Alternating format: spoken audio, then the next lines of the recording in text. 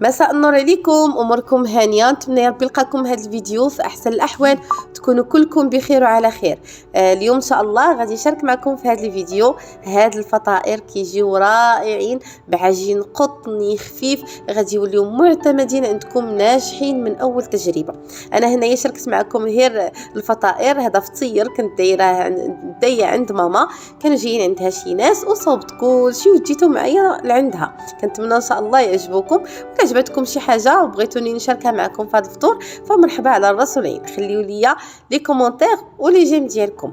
قبل ما نبدا بغيت نشارك معكم قناه صفاء هوم، هاد القناه ديال بنت خالتي صفاء، كنتمنى ان شاء الله تعجبكم. غزاله بزاف، غير الفيديو شاكر راسو بلا ما نهضر. قناه متنوعه فيها لي فلوغ، فيها الروتينات زوينين محفزين تاويل كل شيء فيها. نتمنى ان شاء الله تدعموني وتدعموها، حنا يلاه بادين وكنتسناو الدعم ديالكم. ونبدا معكم هنا بسم الله. عندي 4 الكيسان ديال دقيق بالعبارة كاس العنبه، ما تزيدوا وما تنقصوا، مقادير مضبوطه. ومعلقه صغيره ديال الملح، انا عندي هنا معلقه صغيره، هذاك الشيء علاش كتشوفوني كنهز 2 معلقات.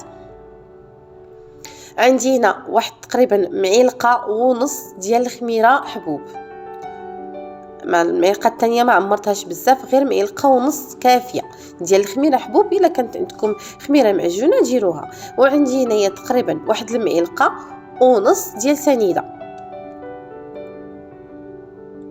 عندي 2 معلقات كبارين ديال الحليب بنيدو، هذا الحليب هو اللي تيخلي العجينه تجي هشيشه وقطنيه. ما تشبعوش من هاد الفطائر، كيجيو رائعين بزاف بزاف.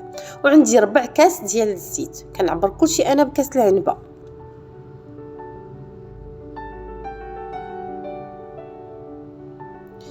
وهنا غادي نجمعوا كلشي. في الاول غادي نضيفوا كاس الماء كامل نجمعوا به هذا العجين، ومن بعد غادي نشوف معكم، غادي نشوف معكم الكميه ديال الماء اللي دا ليا هذا العجين. انا هنايا جبت كاس عامر بالماء وكنبدا كنضيف بشوي بشوي. من الاحسن المبتدئات ضيفوا بمعلقه حتى تجمع لكم العجينه هي تجمع. حنا ما بغيناهاش تكون جاريه، ما بغيناهاش تكون قاصحه. انا في الاخر غادي نشوف معكم شحال الكميه اللي داو ليا ديال الماء. الكاس الاولاني راه جمعنا به العجينه، والكاس الثاني راه تقريبا غادي يشد فيه، الا شاد غادي يكون يشد فيه شي ربع ولا تقريبا نص. العجينه ما تكونش خفيفه بزاف، شويه واخا تكون لاصقه بيديكم. الحق راه غير هاد اليد اللي كتكون فيها العجينه كتبين لكم ديما هانتوما، يعني تقريبا واحد نص كاس ديال الماء اللي مشى، بقى فيه الربيع. صافي هنا راه هي تجمعوها بيديكم محتاجينش تعجنوها. وغادي نضيفوا معلقه كبيره ديال الزبده. عندكم زبده حيوانيه مزيانه، ما عندكمش غير زبده ديال البوطه كافيه بالغرض. وصافي هنايا كنبدا كندخل هذيك الزبده بشوي بشوي. ماشي مشكل في الاول، ماشي غادي تعذبكم، غير هو شويه حنت الزبده كتولي كتذوب بين يديكم، فمعليش دغيا كتجمع لكم. صافي ملي تجمع غادي نزيدو ندلكوها واحد شويه، وغادي نديروها في واحد الزلافه ونغطيوها ونخليوها حتى يتضاعف الحجم ديالها.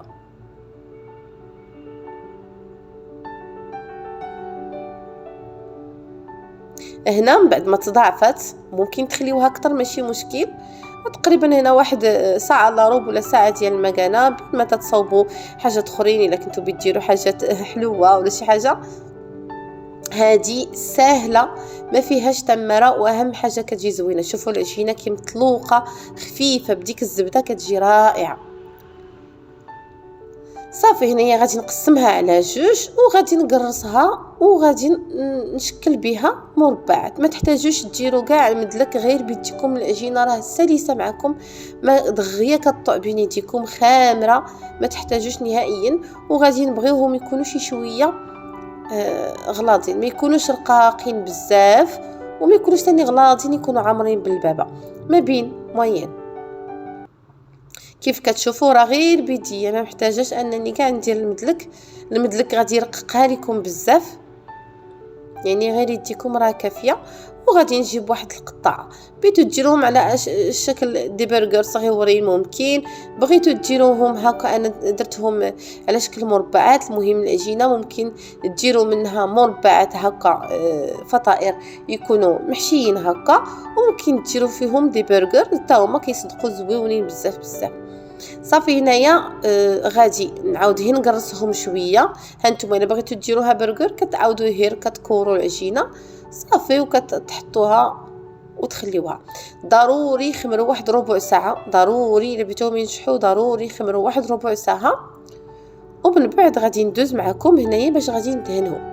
راه الخميره فيهم دغيا كيطلعوا ربع ساعه كافيه.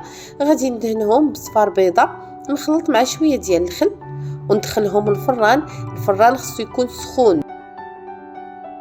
هاد المعجنات اللي تيكونوا بحال البيتزا وبحال هاد الفطائر ضروري يكون الفران سخون وتكون العافيه مجهده.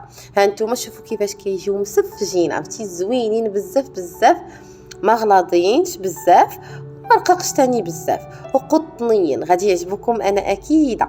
كتخرجوهم من الفران ضروري تغطاو بواحد سريبيته هكا وباش يرجع عليهم الصهد ديالهم. وهنا غادي ندوز باش كنحلهم هكذا كيف كتشوفوا على شكل مثلث. غنختاروا واحد الجنب مع جنب ونحلوهم. ما تحلوهمش هكا مربعين يخرجوا هنا، كنحلهم كيشي بزيطين. وهنا بالنسبه للحشوه كنجيب دجاج، صدر ديال الدجاج كنشحرو مع البصله صافي ملحه وابزار لا خير. وغادي نضيف عليه فرماج. عندكم فرماج مثلث ضيفوا واحد 4 الفرماجات كيعلكوه كيجي رائع. وغادي نضيف هنا شويه ديال الزيتون الا متوفر، ما متوفرش راه غير هاد الحشوه كافيه. ونضيف شويه ديال الزعتر حتى هو كيواتي هاد الحشوه كتجي زوينه ومعلكه خطيره هادي. كيف قلت لكم بالنسبه للفران ضروري يكون سخون. كنشعلو على 250 كندخلهم نزلو ل 200 درجه ونخليهم يطيبوا وعيني ميزاني عليهم. ودابا غادي نبدا المونتاج ديالهم. كنجيب واحد شويه ديال الخس كنديرو هكا فيهم، ونضيف واحد ربيع ديال الفرماج ديال الساندويتش هكا كنقسمها على 2، ومن بعد كنقسمها على 4 باش كتجي هكا مربع صغيور يبانو غير القنيطات ديالو.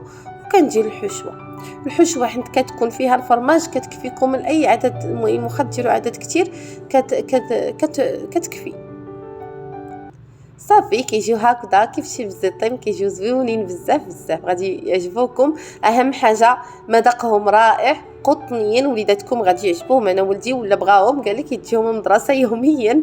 وهنايا فانا كنت درت فطيره بالعجين المكسر ديال التفاح، ودرت دي بيتزا بالعجين السائل ديال البيتزا كيجيو على شكل كيك. وهنا درت لي غوف حتى هما كيجيو رائعين زويونين بزاف بزاف. كنتمنى ان شاء الله يعجبكم هاد الاقتراحات، يعجبكم الفيديو. ما تنساوش تخليوا لي لايك ديالكم ولي كومونتير. كنتمنى ان شاء الله تدعموني ودعموا حتى بنت خالتي حتى هي. والسلام عليكم.